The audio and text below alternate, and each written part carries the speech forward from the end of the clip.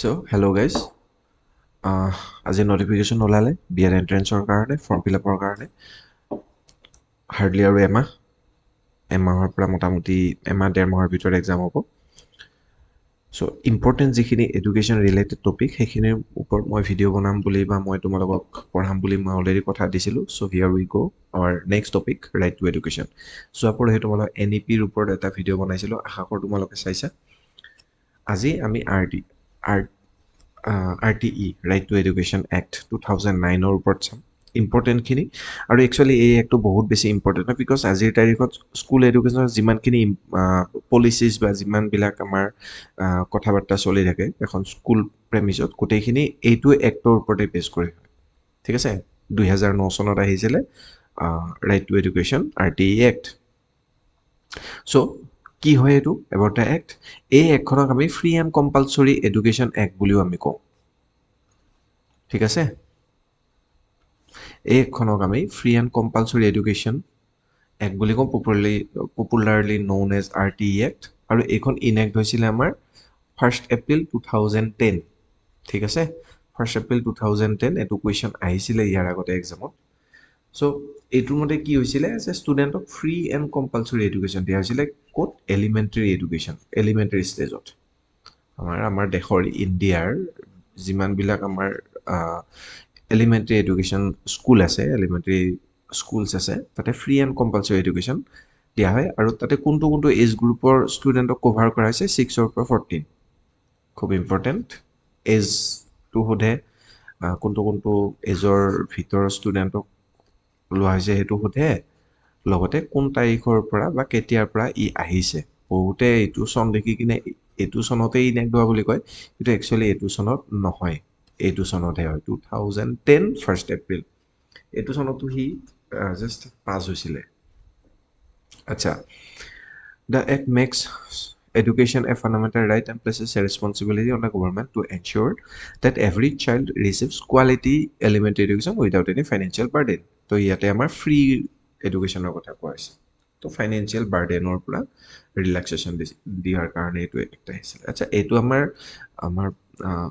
নেই তালিম বুলি যিটো বেছিক এডুকেশ্যন কনচেপ্ট আছে আমাৰ মহাত্মা গান্ধীৰ। ঠিক আছে, মহাত্মা গান্ধীৰ তেওঁ 1936তে এইটো দি থৈ গৈছিলে। অ'কে, তো সেইটোৰ ওপৰতে বেছ কৰি গোটেই কামখিনি কৰা হয়, গোটেই প্লেনিংখিনি। RTEৰ যিমানবিলাক ফিচাৰ আছে চব আমাৰ মহাত্মা গান্ধীয়ে এটা কিছুমান সপোন দেখিছিলে যে স্বাধীনতাৰ পিছত আমাৰ দেশৰ এডুকেশ্যনটো কেনেকুৱা হোৱাটো উচিত আছিলে। তো সেইটোৰ ওপৰতে বেছ কৰি আমাৰ একচুৱেলি এই গোটেই এক্টখিনি কৰা হৈছে, লগতে কিছুমান ফিচাৰো তাত এড কৰি দিয়া হৈছিলে। বাৰু জানক, ইম্পৰ্টেণ্ট MCQ এটা দিয়া হৈছিলে। RTE came into force, তো এইটো হ'ব 1 April 2010। RTE Act guarantees education to children of which age group? তো এইটো হৈছে আমাৰ 6 to 14 হ'ব। এতিয়া আমি চাম কনষ্টিটিউশ্যনেল বেকগ্ৰাউণ্ড কি হয়। ঠিক আছে, আচ্ছা, চ' এইখিনি মই কলমটো এটা চেঞ্জ কৰি লৈছোঁ। অ'কে, তো কনষ্টিটিউশ্যনেল বেকগ্ৰাউণ্ড একচুৱেলি এই যিটো ইয়াতে যিখিনি কথা আছে মই এইখিনি একদম চিম্পলি বুজাই দিওঁ। যিটো আমাৰ ফ্ৰী এণ্ড কম্পালচৰি এডুকেশ্যন আছিলে, কম্পালচৰি এডুকেশ্যনৰ যিটো কনচেপ্ট আছিলে, এইটো সংবিধানৰ কনষ্টিটিউশ্যন অৰিজিনেলি 45 নম্বৰ আৰ্টিকুলত আছিলে। আৰ্টিকুল নম্বৰ কি আছিলে? 45, যিটো পৰে আমাৰ DPSP। এইটো ইয়াতে লিখি দিয়া আছে, ডাইৰেক্টিভ প্ৰিন্সিপল অফ ষ্টেট পলিচিত আছিলে। সমস্যাটো হৈছে যে DPSPৰ যিমানবিলাক থাকে, DPSPৰ যিবিলাক আৰ্টিকলছ থাকে, যিটো একচুৱেলি আমাৰ পাৰ্ট 4ত আছে, পাৰ্ট 4 অফ কনষ্টিটিউশ্যন, আমাৰ আৰ্টিকল নম্বৰ 36ৰ পৰা 51ৰ ভিতৰত যিমানবোৰ আৰ্টিকল আছে গোটেইখিনি পাৰ্ট 4ত থাকে। আৰু সেইখিনিক আমি directive principle of state policy, এইটো এটা ডাইৰেকশ্যন দিয়া থাকে towards the government from the constitution maker যিবিলাক আছিলে, যিখন আমাৰ কনষ্টিটিউশ্যন এছেম্বলি আছিলে, তেওঁলোকে কিছুমান ডাইৰেকশ্যন দি থৈ দিছিলে যে দেশত এইবোৰ কৰাটো উচিত হ'ব। ঠিক আছে, বা কৰিবৰ কাৰণে আপোনালোকে ট্ৰাই কৰিব। ফিউচাৰত যিমানবিলাক আমাৰ গভৰ্ণমেণ্ট আহিব তেওঁলোকৰ কাৰণে এটা ডাইৰেকশ্যন দি থৈ গৈছিলে কিছুমান আৰু এই ডাইৰেকশ্যনবিলাক একচুৱেলি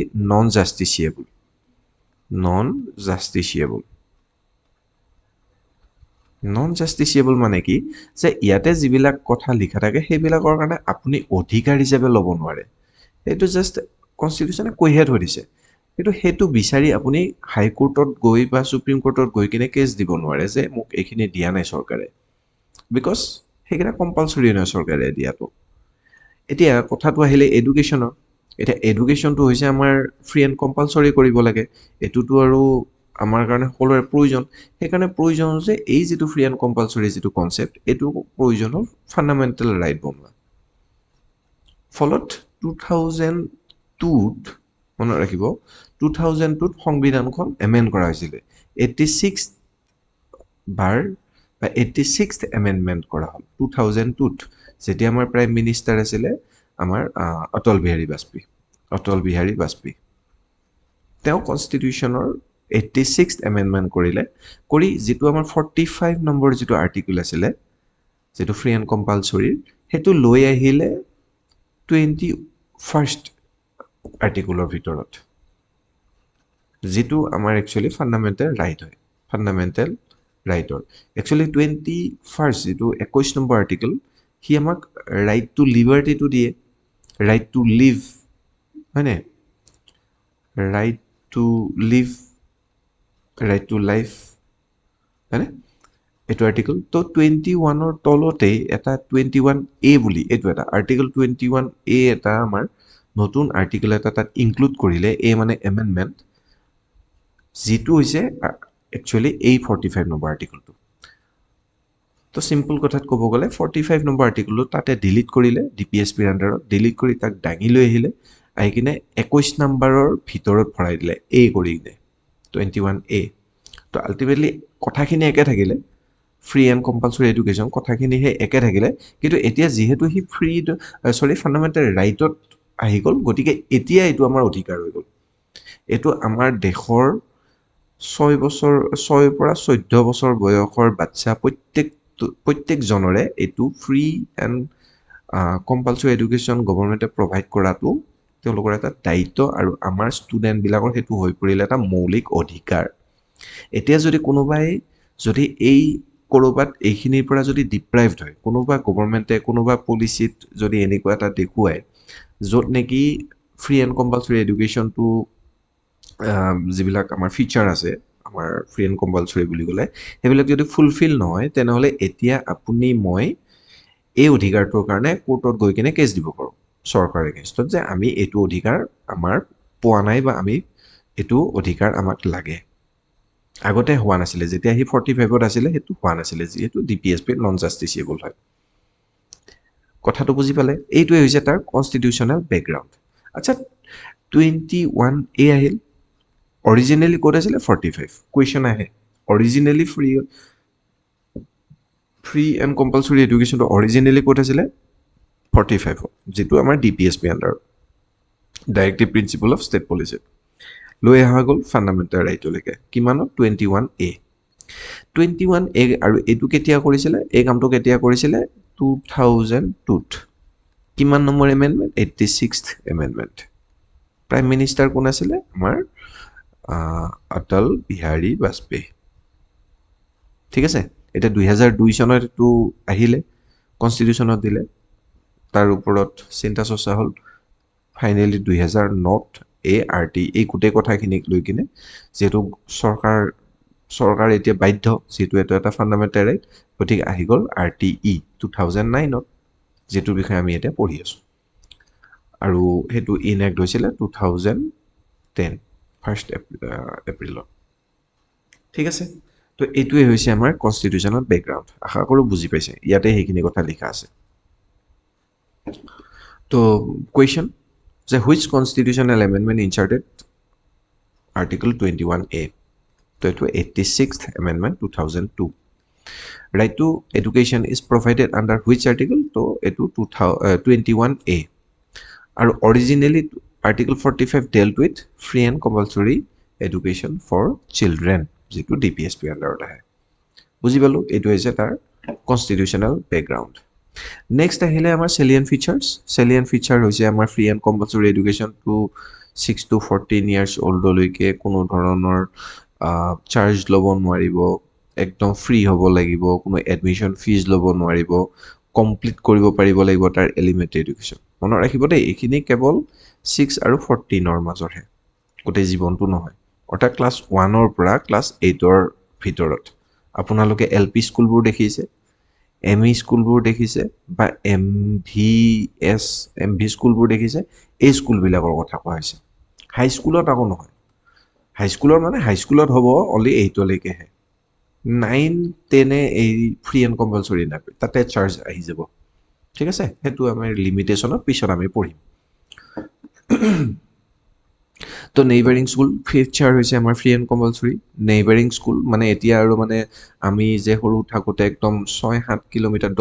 10 কিলোমিটাৰ একদম গাঁৱৰ সিটোমূৰে বেলেগ এখন গাঁৱত স্কুল থাকে আমি তালৈকে খোজকাঢ়ি যাব লাগে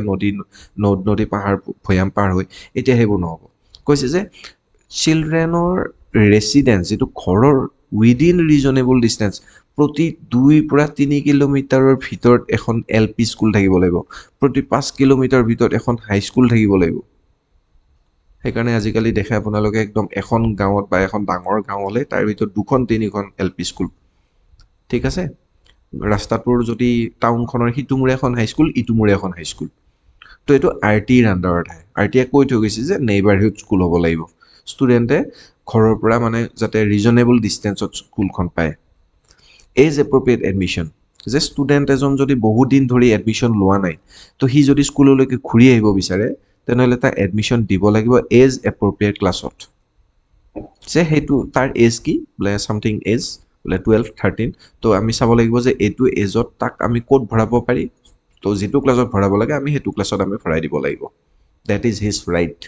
আৰু নিদিলে সি কেছ কৰিব পাৰে 25% ৰিজাৰ্ভেশ্যনৰ কথা এটা কোৱা হৈছিলে যে অফ চিটছ ইন প্ৰাইভেট আনএইডেড স্কুল মনত ৰাখিব প্ৰাইভেট আনএইডেড স্কুল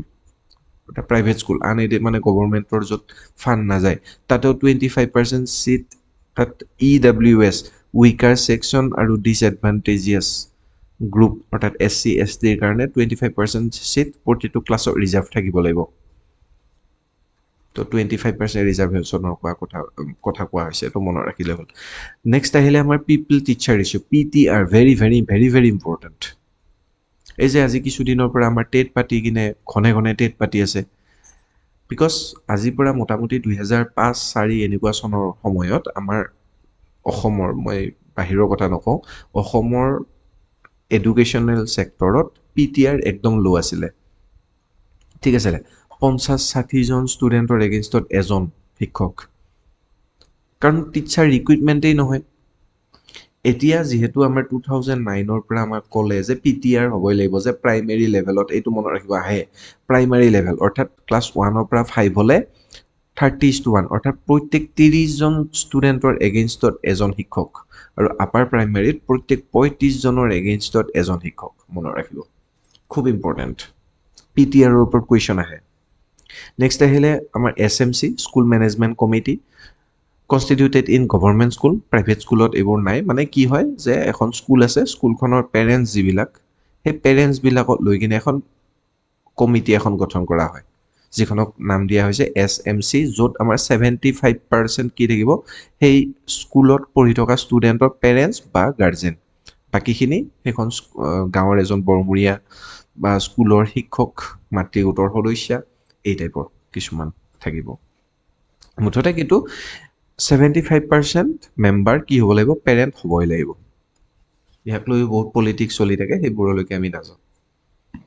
ঠিক আছে নেক্সট আছে আমাৰ child centred education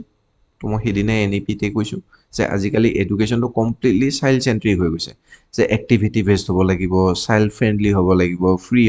free from ফিয়াৰ trauma and anxiety মানে আজিকালি আপুনি সিহঁতক খেল ধেমালিৰ মাজেৰে শিকাব লাগিব সিহঁতে যাতে কোনো ফিয়াৰ ট্ৰমা এংজাইটিত যদি নাথাকে আগৰ দিনত যেনেকৈ মানে কোনোবা বিশেষ এজন ছাৰক দেখিলে আমাৰ বুকৰ একদম মানে ধান বনা দিয়ে এতিয়া মানে ষ্টুডেণ্টৰ মনত সেই ভয়টো আপুনি দিব নোৱাৰে স্কুল একদম এটা কমিউনিটি বেছড চেণ্টাৰ টাইপ বনাই দিছে অ'কে এইটো RTER 8 নম্বৰ আহিছে continuous and comprehensive evaluation. The assessment should focus on overall development rather than rote learning. সেইদিনা NEP-তে মই কৈছো যে আজিকালি আমাৰ এডুকেশ্যনটো মুখস্থ বিদ্যাৰ সলনি এটা কি হয় overall development, holistic development based হ'ব লাগে, যাৰ কাৰণে CCE continuous and comprehensive evaluation full form টো সুধি দিব পাৰে। CCE মানে কি? Continuous and comprehensive evaluation. rote learning হ'ব, rote learning replace কৰিব overall developmentor. Number 5, sharing financial responsibility. Central আৰু state government স্কুলখনৰ যিমানবিলাক খৰচ পাতি আছে সেইখিনি ৰেসপন্সিবিলিটি শ্বেয়াৰ কৰি ল'ব। 60% আমাৰ চেন্ট্ৰেলে ল'ব, 40% আমাৰ কোনে ল'ব? ষ্টেটে ল'ব টোটেল এক্সপেণ্ডিচাৰৰ। নাম্বাৰ অফ টিচাৰ্ছ, বানানটো ফুল হৈছে চাই ল'ব। আপ টু 60 এইটো টিচাৰ হ'ব লাগে। অ'কে, আপ টু 60 দুজন শিক্ষক হ'ব লাগিব স্কুলখনত। 61ৰ পৰা 90 লৈকে যদি ষ্টুডেণ্ট থাকে তেনেহ'লে 3জন শিক্ষক মিনিমাম থাকিব লাগিব একৰ্ডিং টু RTE দেই। এইখিনি কথা কৈ আছোঁ মই। ইয়াতে যিমানবিলাক আমি কথা ডিছকাছ কৰিছোঁ everything is written under right to education act. 91ৰ পৰা 120 জনলৈকে 4জন শিক্ষক আৰু 121ৰ পৰা 200 হ'লে 5জন শিক্ষক। ইয়াতে এটা কথা হৈছে যে যদি ইয়াতে 150ৰ ওপৰত যদি ষ্টুডেণ্ট আহি যায় তেনেহ'লে 5জন শিক্ষক লগতে আহিব এজন হেড টিচাৰ, আৰু যদি 200ৰ ওপৰত যায় তেনেহ'লে PTR shall not exceed 40:1 excluding head teacher. Head টিচাৰটো এক্সট্ৰা, সেইকাৰণে প্লাছত দিয়া আছে। তো ট্ৰিকটো কি? 60ৰ পৰা আৰম্ভ কৰিব। 60ত এজন, 30 এটা যোগ কৰি দিয়ক, 90ত আমি দুজন, 120ত এজন, 60ত দুজন, 90ত 3জন, 120ত আমাৰ 4জন, 120ৰ ওপৰত যদি যায়, 120ৰ যদি ওপৰত যায় তেনেহ'লে 5জন, আৰু 150ৰ পৰা 5জন আহিব প্লাছ এজন হেড টিচাৰ আহিব, আৰু 200 হ'লে 40:1 অৰ্থাৎ 40জন হ'ব। 40জন ষ্টুডেণ্টৰ এগেইনষ্টত এজন শিক্ষক, তাতকৈ বাঢ়িব নোৱাৰে। যদি বাঢ়ে ডিপাৰ্টমেণ্টে টিচাৰ এক্সট্ৰাকৈ ৰিক্ৰুট কৰিব লাগিব। হ'ব, এইখিনি হৈছে নাম্বাৰ অফ টিচাৰ। নেক্সট আহিলে আমাৰ বিল্ডিং এণ্ড ইনফ্ৰাষ্ট্ৰাকচাৰৰ ওপৰতো কিছুমান কথা কোৱা হৈছিলে যে স্কুল বিল্ডিং আমাৰ অল ৱেডাৰ বিল্ডিং হ'ব লাগিব, ফেন চেন থাকিব লাগিব, বৰষুণ পৰিলে যাতে বৰষুণ ভিতৰত নাহে তেনেকুৱা হ'ব লাগিব, ছেফ হ'ব লাগিব, হয়নে? সেইকাৰণে স্কুলত আজিকালি ৰেম্প দিয়ে। চাবচোন স্কুলবিলাকত LP স্কুলত এনেকৈ ৰেম্প এটা বনাই থোৱা থাকে বাৰাণ্ডাত। সেইটোৱে safe and usable classroom, barrier free access for children with disability. এইটো মই কৈছোঁ যে বেৰিয়াৰ ফ্ৰী এক্সেছ, যে কোনোবা ডিজেবল ষ্টুডেণ্টো আহিব পাৰে যাৰ ভৰিত দুখ পাই আছে বা হয়তো খোজকাঢ়িব নোৱাৰে, তত সি হুইল চেয়াৰত যাতে আহি এই ৰেম্পটোৰে উঠি কিনে ক্লাছত যাব পাৰে। সেইকাৰণে প্ৰত্যেকখন গভৰ্ণমেণ্ট এইডেড স্কুলত ৰেম্প দিবই লাগিব। অ'কে, তো ক্লাছৰুম কি হ'ব? Classroom at least 1 classroom for every teacher, separate room for head teacher where applicable, সেইটো 150ৰ ওপৰত যাব লাগিব। অফিচ কাম ষ্ট'ৰ কাম হেড টিচাৰ্ছ ৰুম, এডমিনিষ্ট্ৰেটিভ ৱৰ্কৰ কাৰণে ৰুম লাগিব, storage of record and material, separate toilet, safe drinking, kitchen, playground, এইবিলাক আৰু থাকিবই লাগিব। এইপিনে আৰু জানা বুজা কথা, এইবিলাক বাউণ্ডেৰী ৱাল চোৱাল থাকিব লাগিব। লাইব্ৰেৰী হয়, তাৰপিছতে আমাৰ এইবিলাক teacher learning equipment, black board, chart, maps, learning materials, teacher এইডৰ ভিতৰত আমাৰ চক পৰিব পাৰে, হয়নে? চক হ'ব পাৰে, আৰু পইণ্টাৰ হ'ব পাৰে, মেপ হ'ব পাৰে, মেপটোতো দিয়া আছে। এইবিলাক হৈছে আমাৰ টিচিং এইডছ। লেচন প্লেন হ'ব পাৰে, যিটোৰ জৰিয়তে ষ্টুডেণ্ট এজনে মানে টিচাৰ এজনে ব্লু প্ৰিণ্ট এটা ক্ৰিয়েট কৰে কেনেকৈ ক্লাছটো কৰিব, এইবিলাক টিচিং এইডত পৰে। লগতে বেলেগ ধৰণৰ কিছুমান টেবুলছ হ'ব পাৰে, ডায়েগ্ৰামছ হ'ব পাৰে, 3D আৰ্টছ, এইবিলাক অগ্ৰম অজস্ৰ আছে, সেইবিলাক বাৰু নোসোধে। স্কুল ৱৰ্কিং ডেইজ, এইটোৰ ওপৰত very important. School working days of teacher, class 1ৰ পৰা 5 হ'লে 200 ৱৰ্কিং ডেইজ মিনিমাম, তাতকৈ কমিব নোৱাৰে। আৰু তাতে 800 ইনষ্ট্ৰাকশ্যনেল আৱাৰ্ছ অ'কে এনুৱেলি দেই এনুৱেলি তাৰপিছত এইটো হৈছে এল পি লেভেলত এইটো হৈছে ইউ পি লেভেলত 220 ৱৰ্কিং ডেইজ আৰু 1000 ইনষ্ট্ৰাকশ্যনেল আৱাৰ্ছ চ' টিচিং আৱাৰ্ছ বুলি কোৱা নাই ইনষ্ট্ৰাকশ্যনেল আৱাৰ্ছ বুলি কৈছে অৰ্থাৎ ইয়াতে ইনষ্ট্ৰাকশ্যনেল ইয়াতে আমাৰ টিচিঙো সোমাই আছে লগতে আদাৰ নন টিচিং এক্টিভিটিজো থাকিব খেল ধেমালিকে ভিতৰ কৰি ঠিক আছে সকলোবিলাক সোমাব টিচিং ৱৰ্কিং আৱাৰ্ছ তো minimum 45 hours per week including teaching preparation evaluation এইবিলাক চবতে পৰিব একদম এইখিনি এবাৰ আপোনালোকে স্ক্ৰীনশ্বট এটা ৰাখি থ'ব এইখিনি বস্তু জাষ্ট এবাৰ মনত ৰাখি দিব ইয়াতেতো আৰু কি বুজাম হয়নে তো কুৱেশ্যনছ মডেল কুৱেশ্যন এনেকুৱা ধৰণৰ আহি যাব পাৰে বোলে প্ৰাইভেট আনএইডেড স্কুলৰ ৰিজাৰ্ভ কিমান কৰিব দিছে যে এছ চি এছ টিৰ কাৰণে এছ চি এছ টি বা এডভান্টেজেছ গ্ৰুপৰ কাৰণে 25% স্কুল মেনেজমেণ্ট কমিটিত পেৰেণ্টছ কিমান থাকিব লাগিব 75% P T R L P লেভেলত কিমান হ'ব লাগিব 30:1 চাই ল'ব ইউ পি হ'লে কিন্তু 35:1 হ'ব দেই মনত ৰাখিব তাই এক প্ৰহিবিট কি প্ৰহিবিট কৰি আছে চাওক স্ক্ৰিনিং টেষ্ট ফৰ এডমিশ্যন মানে আজিকালি এডমিশ্যন পাতিব মানে এডমিশ্যনৰ কাৰণে কোনো ধৰণৰ মানে এণ্ট্ৰেঞ্চ টেষ্ট পাতিব নোৱাৰে এল পি লেভেলত মনত ৰাখিব এইখিনি 8 9-10 কথা ইয়াত নহয় এইখিনি সেইটো মাইণ্ডত ৰাখিব কোনো কেপিটেশ্যন ফ্ৰী নাই কোনো ধৰণৰ পাৰ্চনেল ফিজ দিব নালাগে এডমিশ্যনৰ সময়তে হওক খেল ধেমালিৰ সময়তে হওক বা এনিহুৱেৰ ফিজিকেল পানিছমেণ্ট দিব নোৱাৰে এইটোতো একদম মানে আৰু কৈছোঁ নহয় আৰু বুজিছেনে ফিজিকেল পানিছমেণ্ট দিব মানে এইটোক লৈ কিনে আৰু মানে আইএদিন ভিডিঅ'জবিলাক আহিয়ে থাকে একদম টিচাৰক যে এনেকৈ ধৰে মানে হয়নে এইটো বাৰু বাদ দিয়ক এইটো ফিজিকেল পানিছমেণ্ট এইটো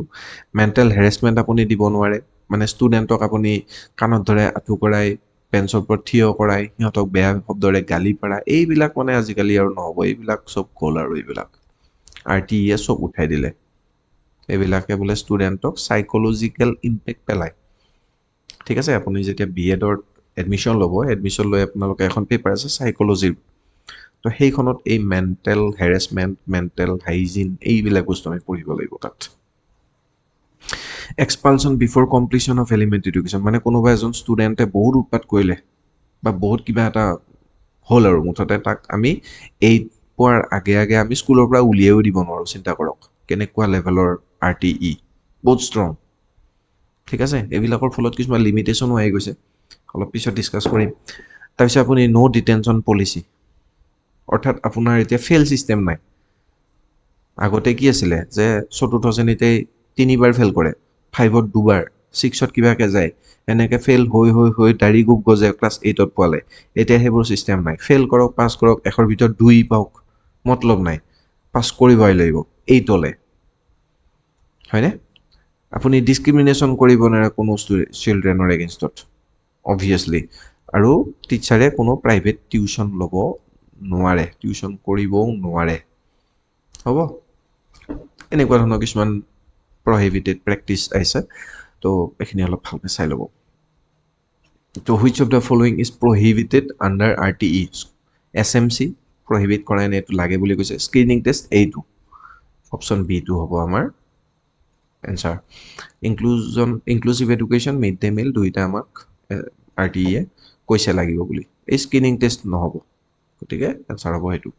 responsibility of teacher maintain regular attendance complete curriculum on time assess learning outcome communicate with parents create child friendly environment avoid corporal punishment এই corporal punishment আপুনি দিব নোৱাৰে আজিকালি হ'ব দিলে আপোনাক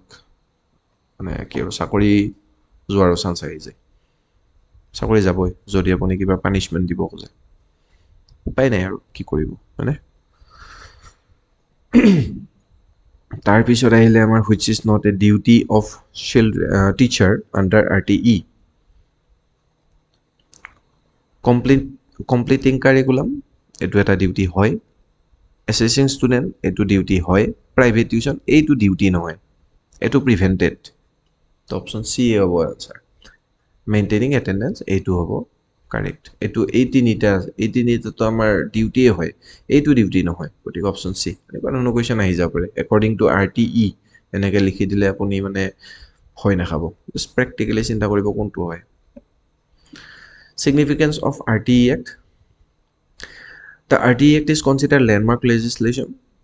because it transformed education from welfare measure into fundamental right প্ৰথমতে আছিলে welfare DPSP আন্ডাৰত এইটো welfare মানে এনেকৈ কৰিলে ভাল হ'ব বুলি এটা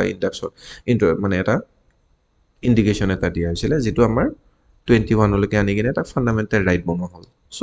খুব significant it has increased school enrollment reduced dropout rate promoted social inclusion and improved awareness about children's educational right তো এডুকেশ্যনৰ ৰাইটৰ প্ৰতি এজ এ হোল যেটো এৱাৰনেছ থাকিব লাগে সোসাইটিত হেতু এইটো একটা ইনক্ৰিজ কৰিছে the act particularly benefits disadvantaged section of the society and promotes equality in educational opportunities এখিনি বুজা কথা কিৱৰ্ডটো হ'ব ইউনিভাৰ্সেলাইজেশন অফ এডুকেশনাল এলিমেন্টাৰী এডুকেশন ইয়াৰ এনসাৰটো হৈছে প্ৰত্যেকজন ষ্টুডেণ্টকে দিবই লাগিব elementary education educational equality social justice inclusive education মানে মই হেদিনাই বুজাইছো যে বেলেগ ব্যাকগ্ৰাউণ্ডৰ পৰা যদি আহে students peoples হিহঁতক আমি without any discrimination আমি এটা ক্লাছৰুমতে বহাই কিনে ক্লাছ কৰিব লাগিব হেতু বুলি কোৱা হয় আমাৰ inclusive education আৰু আহিলে আমাৰ fundamental right